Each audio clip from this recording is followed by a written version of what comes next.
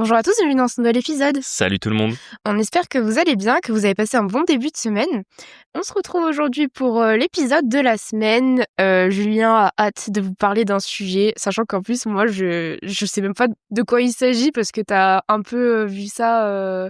C'est de l'actualité. Voilà, Aujourd'hui, c'est on va parler d'actualité. actualité, on va parler du nouveau statut du bailleur privé. Je vais vous expliquer à quel point c'est nul et à quel point ils se foutent encore une fois de notre gueule à un niveau extrêmement élevé et en plus en rendant là un truc nul, ultra compliqué pour qu'en plus personne n'y pipe rien et ne se rende compte de l'arnaque de ce machin.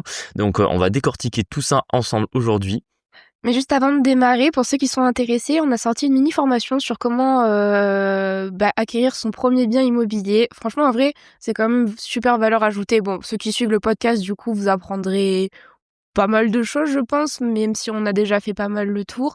Et pour ceux que ça intéresse, du coup, qui sont vraiment un peu perdus, elle est ultra complète, ultra valeur ajoutée. Donc n'hésitez pas, allez en bio, c'est gratuit et vous, ça peut peut-être vous aider. Tout à fait, surtout que ça vous donne une stratégie, ce qui je pense est le plus important quand tu démarres dans l'immobilier, parce que des fois tu peux, et je le vois vraiment très régulièrement avec ceux d'entre vous que j'ai la chance d'avoir de temps en temps en call, et je me rends compte que souvent les connaissances, il y en a beaucoup, même des fois en soi la cible de recherche est pas mauvaise, des fois même les recherches sont très avancées, mais il manque une stratégie, il manque une vision qui des fois juste empêche le passage à l'action. Donc c'est un peu le but de cette petite mini-formation, de vous aider justement à casser vos barrières pour lancer votre premier investissement immobilier. On démarre sur le thème du jour. On va vous parler du coup du nouveau statut. Alors déjà, je sais même pas qui c'est qui le prodigue. C'est quoi? C'est le ministère des Finances et de l'Économie. Alors, c'est une négociation entre j'allais dire la majorité parlementaire, mais bon, il y en a même pas. Donc, on va dire entre les députés du centre, les députés de la gauche et plus ou moins ce qui reste de gouvernement. Je crois que c'est De Courson qui a avancé ce truc-là. Tu sais, c'est un des députés macronistes. C'est un mec de la première heure du camp Macron. Et en fait, ça vient d'une demande tout simplement des lobbies immobiliers de ressortir quelque chose pour relancer un peu l'investissement immobilier, parce qu'en fait, on construit, je crois, je vais pas dire de bêtises, mais sur l'année 2025, je crois qu'on sort genre 3 ou 4 fois moins de logements qu'on en sortait en 2021 dans le neuf. Enfin, vraiment, c'est catastrophique. Moi, je l'avais déjà vu avec tous les promoteurs de l'immobilier. Oui, en fait, il y a de ça. Quand j'étais encore banquier d'affaires, il y a pas si longtemps que ça, et vraiment, ils tiraient la langue. On va dire que les plus gros qui avaient de la trésor, ça va, ils arrivaient encore à tenir, mais tous les petits, ils en souffraient. Et en plus, ça fermait complètement la voie. Enfin, personne n'avait envie de se lancer, que ce soit marchand de biens ou même promoteur immobilier, en tout cas à grande échelle, vu le contexte actuel, quoi. En plus, tu sais, c'est rigolo parce que du coup, Julien, il était en banque privée et moi, j'avais quand même des clients sur Montpellier, alors qui faisaient pas de la promotion immobilière, mais qui travaillaient avec les promoteurs immobiliers. Et c'est vrai qu'en fait, depuis le Covid, c'était catastrophique les comptes. Vraiment, il y en a, pour ceux qui n'avaient pas fermé encore leur entreprise, je me rappelle, il y avait un monsieur là dans le carrelage. Qui est pas très loin de chez nous en plus, qui a l'habitude de travailler avec les très gros promoteurs que t'avais du coup en clientèle. Oui. C'est là où en fait du coup le monde est assez petit parce que il me parlait du coup de des personnes qu'il connaissait et j'étais là dans ma tête, Julien c'est le banquier de ce mec-là.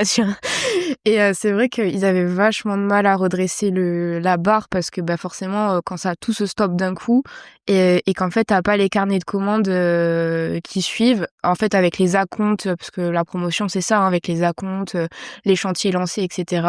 Le mec il s'en sortait pas et c'est vrai que du coup il disait que les promoteurs ils étaient un peu en mode what the fuck quoi, genre donner les permis de construire et qu'on puisse continuer à construire parce qu'en fait là tout le monde tire la gueule, tu vois. Surtout qu'en plus la crise dans le neuf elle vient pas que de la conjoncture immobilière, pas que le fait qu'ils aient retiré le Pinel, pas que le fait que entre guillemets il y ait l'encadrement des loyers, etc. Il y a en plus la règle de zéro artificialisation des sols qui vient en plus rajouter des complications là-dedans. En fait il y a énormément de choses qui font qu'aujourd'hui le neuf attire plus, le neuf est trop cher, le neuf est pas rentable, les coûts de la construction explosent avec notamment toutes les nouvelles normes qui étaient sorties normalement et notamment la RE 2020 qui avait pas mal augmenté les obligations qui pesaient sur les épaules des promoteurs. Après c'est pas mauvais non plus, dans le sens c'est mieux isoler les logements, c'est respecter des règles en matière de construction, mais c'est juste que en fait t'es complètement décorrélé du marché, qu'on se retrouve en plus avec un gouvernement qui a plus que négligé l'immobilier en se disant c'est pas rentable, alors qu'en fait dans n'importe quelle économie développée l'immobilier c'est à peu près 30% 1% du PIB, tu vois. Et c'est surtout qu'en plus, tu pourrais encore te dire, ouais, mais bon, les promoteurs immobiliers, finalement, c'est que des nantis qui profitent davantage, qui ont les bons contacts et qui connaissent les maires pour avoir des permis de construire. Ouais, sauf qu'en fait, derrière les promoteurs, t'as énormément d'artisans qui Ouais, de travaillent. sous-traitance, en fait, hein. Exactement. Donc, en fait, tu fais vivre et travailler des centaines, voire des milliers d'entreprises et des centaines de milliers de salariés, donc en fait tu peux juste pas ne rien faire. Du coup, forcément, il y en a plein qui disent en fait c'est un peu le moment de ramener quelque chose d'intéressant pour les investisseurs immobiliers. Vous le voyez dans la presse, il y a plein de gens qui font des déclarations. Oui, les investisseurs immobiliers ils ont besoin de clarté, ils ont besoin de sécurité juridique, ils ont besoin d'une baisse de la fiscalité. Vous avez même des gens parfois un peu plus proches de nous, enfin quand je dis ça dans notre sphère, tu vois, il y a Christopher Wangen qui avait été invité au gouvernement, qui avait fait énormément de photos et de buzz sur son compte Instagram par rapport à ça, qui avait dit qu'il avait rencontré alors je crois qu'il a passé un petit moment avec Macron et puis il avait surtout vu le ministre du logement, enfin Oui, ou le c'est ça, ministre, ouais. je sais pas, ça change toutes les semaines donc je saurais même pas dire le nom, et tout simplement dit qu'il avait été entendu, qu'il avait exprimé la parole, etc. Du coup, ce que demandaient les gens qui pensaient qu'ils pourraient avoir quelque chose d'intéressant, ils demandaient en fait un giga beau gâteau qui aurait été tout simplement l'alignement du régime du LMNP sur celui du revenu foncier. Donc le fait que tu aurais pu amortir ton Trop bien bien. et que forcément par le jeu des amortissements, tu aurais pu économiser énormément d'impôts. Sauf qu'en fait, faut pas se oublier que l'impôt sur les revenus fonciers, c'est une manne mais stratosphérique dans la grande catégorie de l'impôt sur le revenu pour le gouvernement. Donc en fait, ils pouvaient juste pas s'asseoir dessus. Moi, depuis le début, je dis qu'en fait, il se passera rien. Tu sais pourquoi ? Parce qu'en fait, on a 6% de déficit du PIB chaque année, donc en fait, tu ne peux pas Ah oui, baisser la couper, fiscalité. voilà, c'est ça, couper les revenus, en fait, Exactement. pas les Moi, depuis le ressources. début, parce que j'ai beaucoup de gens, forcément, c'est un peu notre truc, l'immobilier, qui m'envoient des articles de presse, qui me disent, ah, regarde, t'as vu, ils en parlent, là, t'as vu, ça va évoluer, là, t'as vu, il peut peut-être y avoir du mieux. Du coup, il y a des petites déclarations dans la presse, il y a des députés qui disent, j'ai déposé un amendement, attention, il va être voté, ça va être mieux.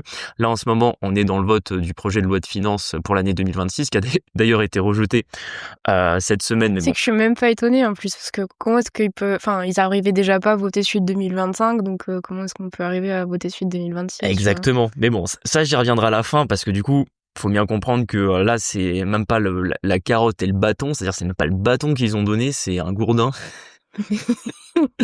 Et on y reviendra du coup à la fin parce que j'ai tendance à spoil tellement ce truc me paraît énorme et tellement j'ai envie d'en parler aujourd'hui parce que c'est même plus un doigt d'honneur, quoi. C'est vraiment bon, bref, je vais pas utiliser des mots trop sales, mais vous avez compris quelle direction ça prend.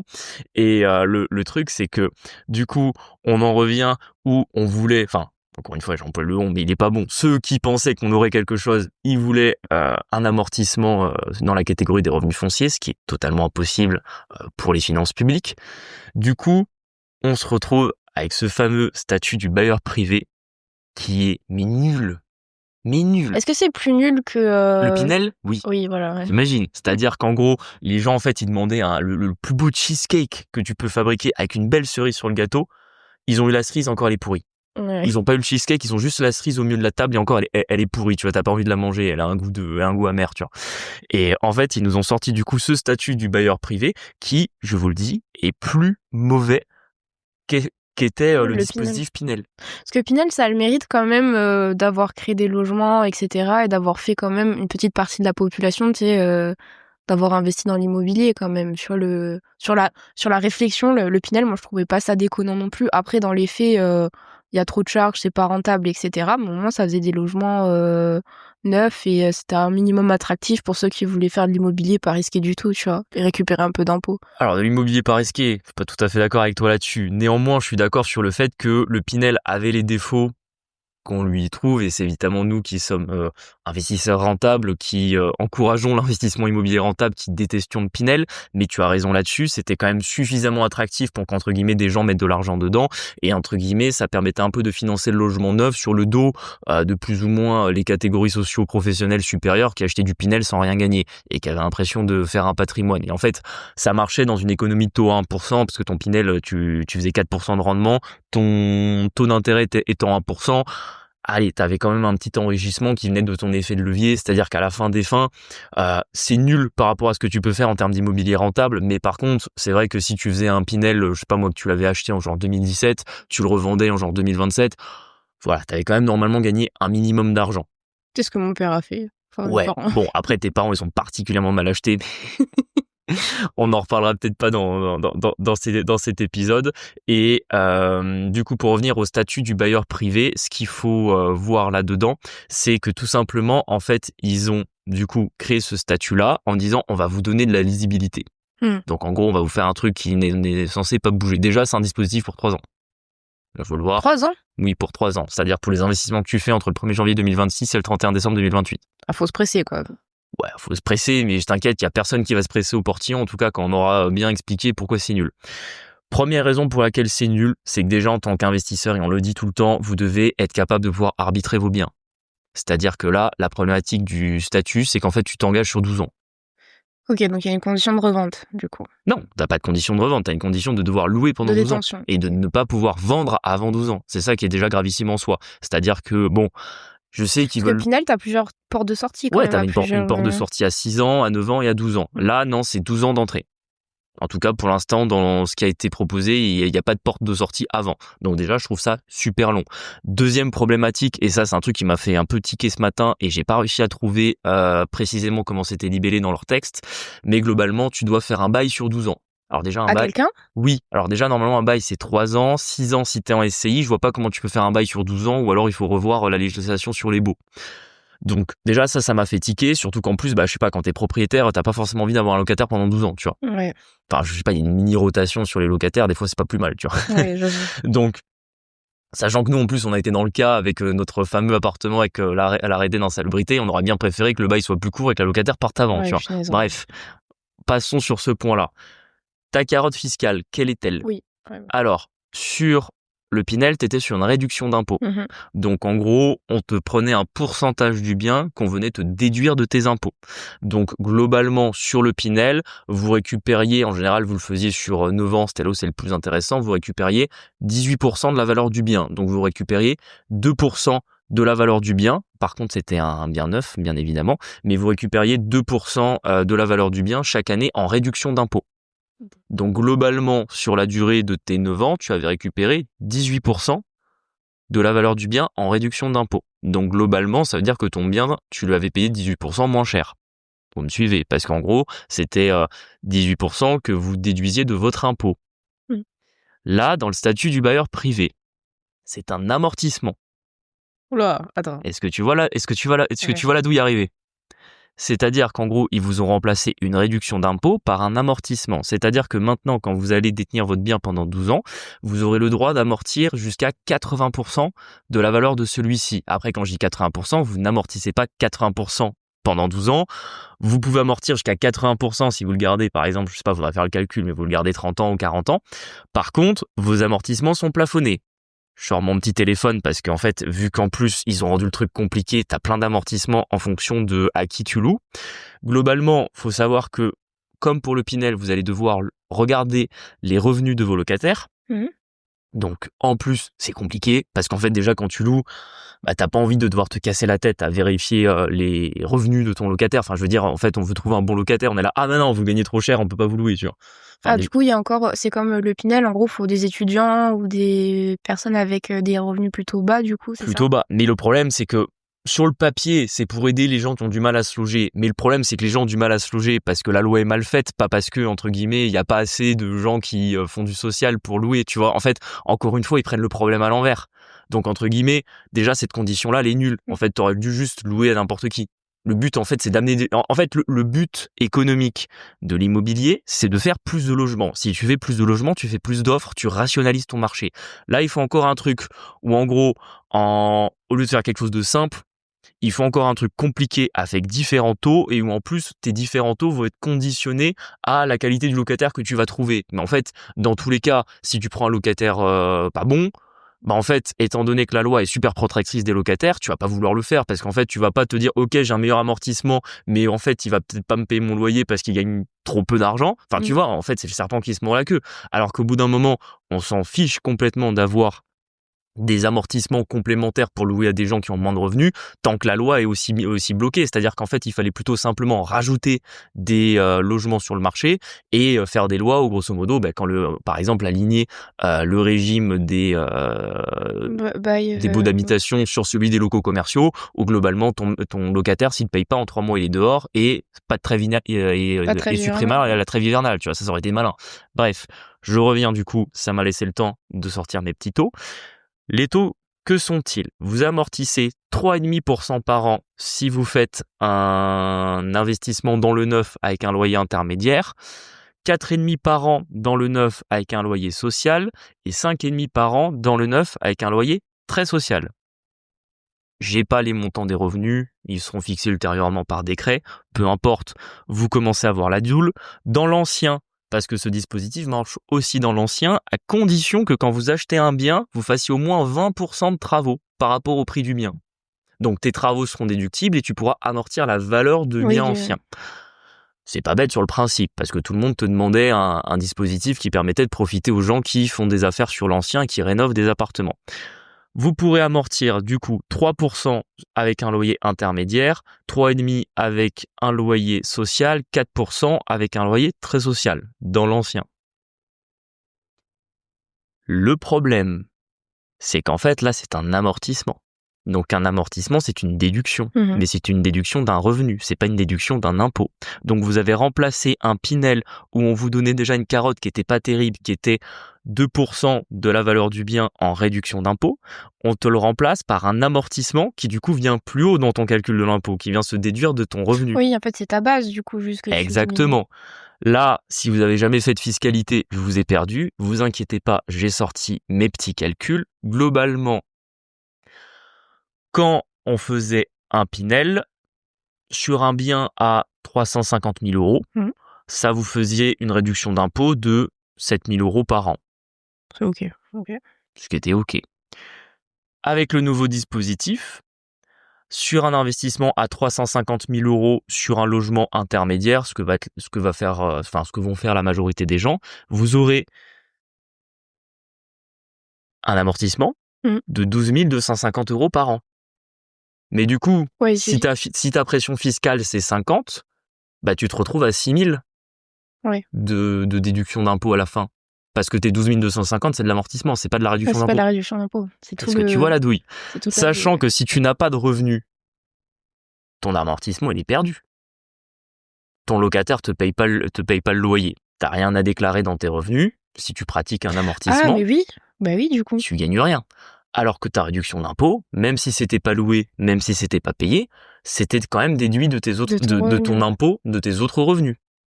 Est-ce que tu commences à voir un peu la taille de la douille? En fait, c'est conditionnel, si j'ai bien compris, et c'est conditionnel à avoir des revenus. Si t'as ton loyer qui rentre, t'as le droit de déduire tant d'amortissements par an. Genre, il n'y a pas de déficit ou... Si, je pense qu'il doit y avoir un mécanisme de déficit reportable. Tu sais, c'est dans la catégorie des revenus fonciers, tu as droit à reporter tes déficits sur 10 ans. Bon, est-ce que vous vous rendez compte à quel point c'est nul? Vraiment, c'est pire que le Pinel. Vous allez économiser encore moins d'argent et avec des conditions qui sont encore plus sévères. Obligé de louer pendant 12 ans. Pas de possibilité de sortie avant, en tout cas pour l'instant, en l'état. Obligation d'aller trouver des locataires avec des revenus intermédiaires, sachant que dans le Pinel, en vrai, c'était quand même relativement large. Enfin, nous, par exemple, on avait une année loué un Pinel quand on était dans notre première année de travail et c'était passé. Là, ils ont encore resserré le truc pour que vraiment, entre guillemets, tu fasses le job de l'État de louer aux gens qui sont très sociales, tu vois, alors qu'en fait, ces gens-là, leur place, elle est dans le parc de logement social public, pas dans le privé, pas dans le privé. En plus, tu peux pas louer à un ascendant ou un descendant, genre tu peux pas louer un membre de ta famille, alors que dans le Pinel c'était le cas. Tu vois, il y avait par exemple, j'ai eu pas mal de clients qui avaient fait un Pinel justement pour loger leur enfant. Et entre guillemets, ça leur permettait entre guillemets de faire un investissement dans le neuf, de rajouter un logement, de bénéficier d'une réduction d'impôt et de faire un appartement pour leur enfant par exemple qui commençait à travailler. Là, vous pouvez pas louer un membre de votre famille. Et attendez, la douille ne s'arrête pas là. Du coup, ça, c'était le statut du bailleur privé pour plus ou moins l'investissement dans le neuf. Bien évidemment, c'est conditionné à que vous achetiez un appartement neuf du coup après le 1er janvier 2026 ou vous fassiez un investissement dans l'ancien après le 1er janvier 2026. Donc, bien évidemment, rien pour les logements en cours. Ça va concerner, je pense, un très petit nombre de logements. Ils sont en train de s'astiquer en pensant qu'ils vont faire au moins 35 000 logements neufs grâce à ça par an. Franchement, s'ils font la moitié, déjà, c'est le bout du monde, tellement c'est nul et tellement c'est compliqué qu'en fait, moi, j'ai été à la place en tant que banquier d'affaires de ceux qui devaient expliquer aux clients comment fonctionnait le dispositif. Déjà que le Pinel, c'était pas ce qu'il y avait de plus simple à expliquer. Alors ça, c'est encore beaucoup plus compliqué.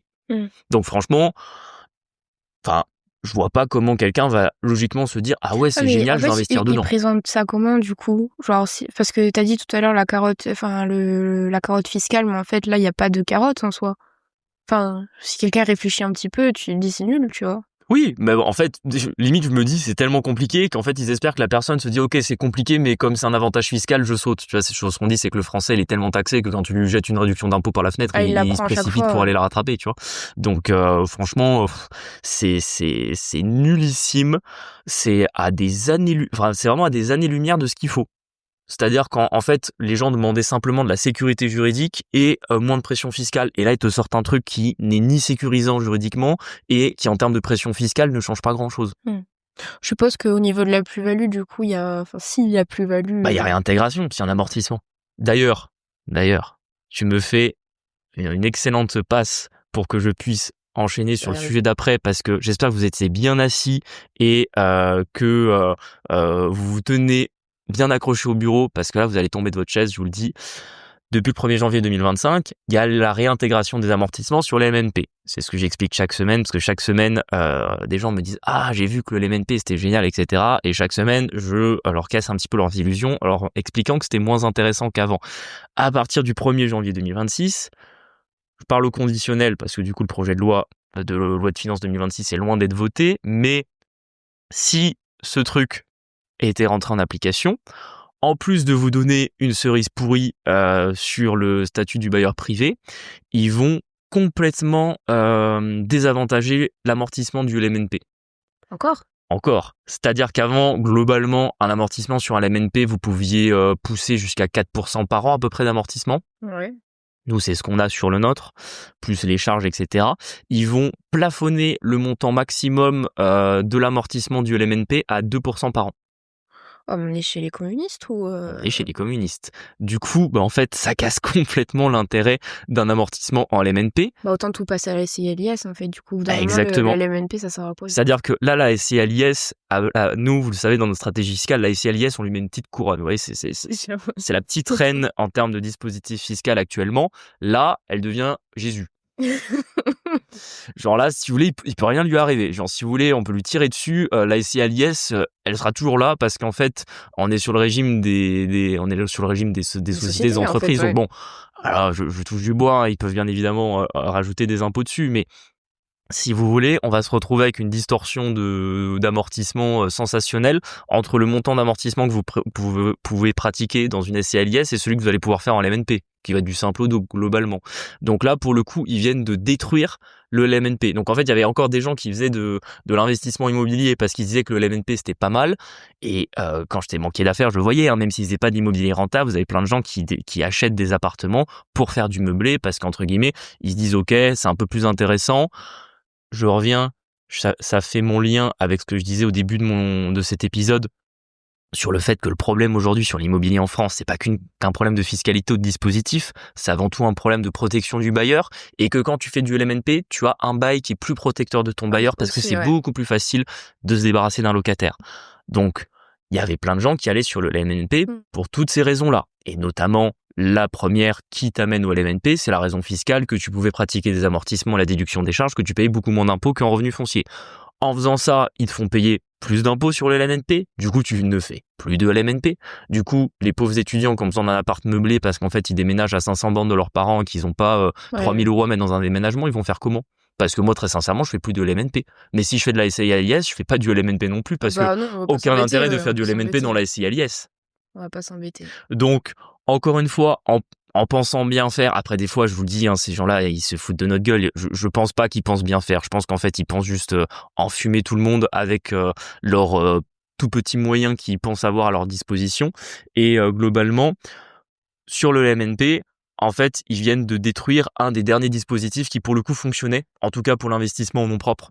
Et bien évidemment, encore moins de personnes vont se tourner vers le LMNP. Les loueurs LMNP vont commencer à payer encore plus d'impôts, donc vont arrêter. Ouais. Donc, vont encore plus sortir d'appartements du parc locatif. Là, j'ai déjà vu des stats où globalement, tu as plus d'un propriétaire sur deux d'un appartement à Paris qui se pose la question de se dire est-ce que je laisse encore mon appartement à la location ou est-ce que je le retire ? Peut-être pour le vendre, peut-être pour faire autre chose. En faisant ça, ils essayent aussi de tirer sur les loueurs Airbnb. Ouais, mais Après, c'est toujours pareil, tu fais du Airbnb sur une SCI à l'IS, bon, bah, entre guillemets, ça change rien pour toi, tu vois. ouais, c'est Donc, ça. ça va obliger, nous, investisseurs, à nous professionnaliser. Mmh. Donc, passer en société encore plus rapidement qu'avant.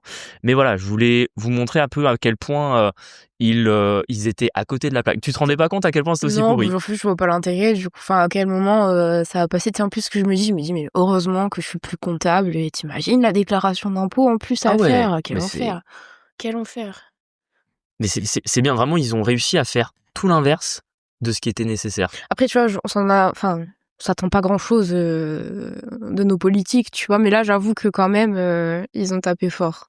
Tu sais, ils proposent jamais rien d'intelligent, donc c'est pas maintenant qu'ils vont le faire. Surtout que là, bah, en fait, ils commencent à être pris à la gorge. Ils ont de moins en moins de recettes qui rentrent. Je crois qu'il y a les 10 milliards là, de la TVA qui disparaissent, tu vois, et tout le monde est là. Où sont les 10 milliards? Mais en fait, juste les gens, enfin, les entreprises, les entreprises Ils ferment, font en du fait, black, mon c'est gars. tout.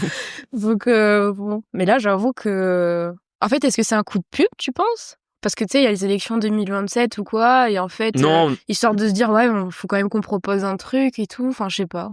Je sais pas ce qui se passe non, dans leur tête. mon analyse que je répétais déjà avant que ce statut-là sorte, c'est qu'en fait, vu l'état des comptes publics, si vous voulez, normalement, vous avez une règle en finances publiques. Alors attention, les règles en finances publiques, C'est à la marge. mais c'est grosso modo, c'est le mouchoir que tu prends pour cracher dedans quand quand t'es un peu enrhumé, parce que globalement, la règle numéro 1 en dépenses publiques, c'est que tu ne peux pas prévoir une dépense si tu n'as pas une recette en face. Oui. En fait, c'est une règle qu'on utilise depuis le Moyen-Âge, depuis qu'il y a des comptes publics et une notion de pays. En fait, vous pouvez pas faire n'importe quoi avec l'argent public parce que sinon, à la fin, ça se passe pas bien, tu vois.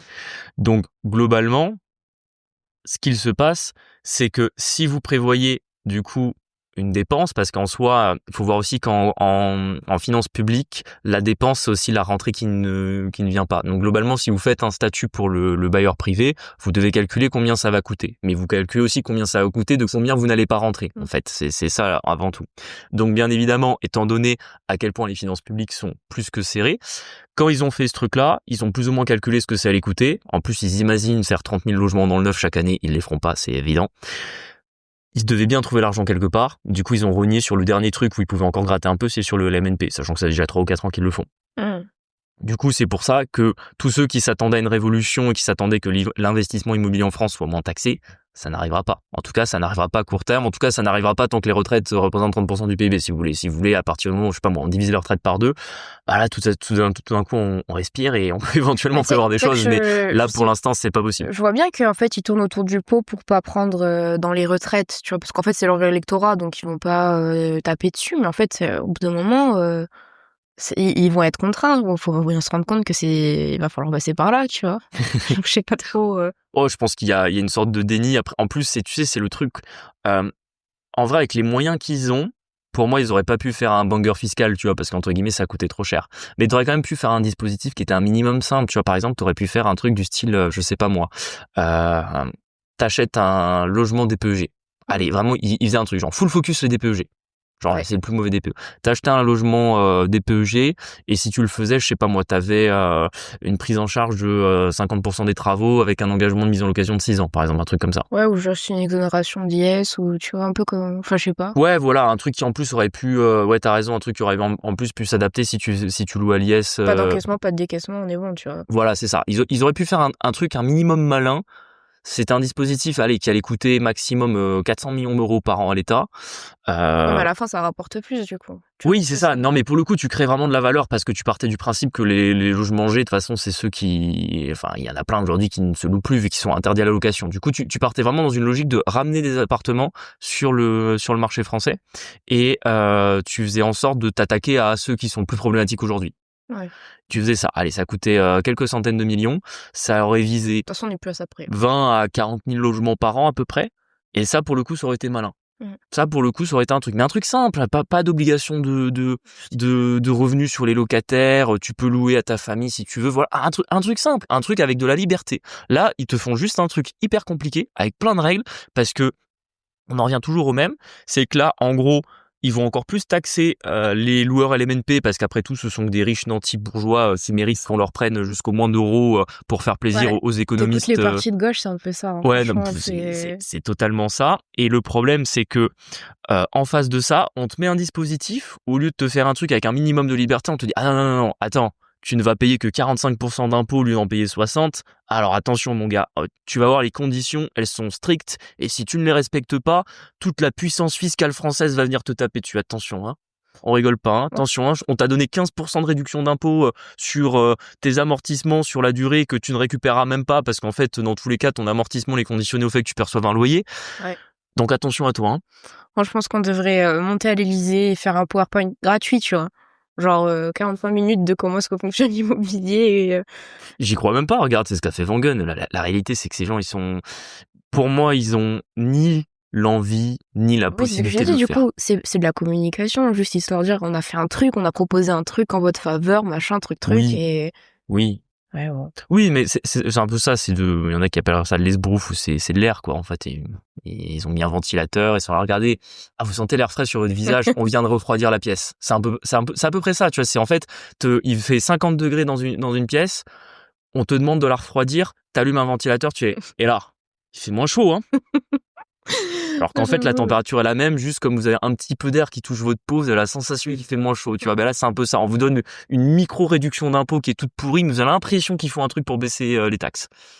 C'est assez triste. Bref, c'était... C'était l'aparté sur le statut du bailleur privé. T'as autre chose à raconter là-dessus? Non, je pense que... je pense que tout le monde a mal aux fesses, donc on va rester assis pour l'instant, tu vois. Donc je pense qu'il y a pas plus que ça là-dessus. Et je pense qu'on reparlera histoire de la dette française, je pense, dans un autre épisode, parce que en vrai, il y a plein de choses à dire. Ouais, il y a plein de choses à dire là-dessus, et plus ou moins, c'est très lié à pourquoi ce statut du bailleur privé est aussi pourri. Ciao. Bon, on espère que cet épisode vous a plu. N'hésitez pas à vous abonner, à nous mettre 5 étoiles sur les plateformes. Ça nous aide à monter dans l'algorithme, à nous rejoindre sur La Flouserie et Quitte le Boomer Dream sur Instagram. On vous partage un peu de notre quotidien d'investisseur. Et on se dit à lundi pour un prochain épisode. À bientôt. À bientôt, ciao.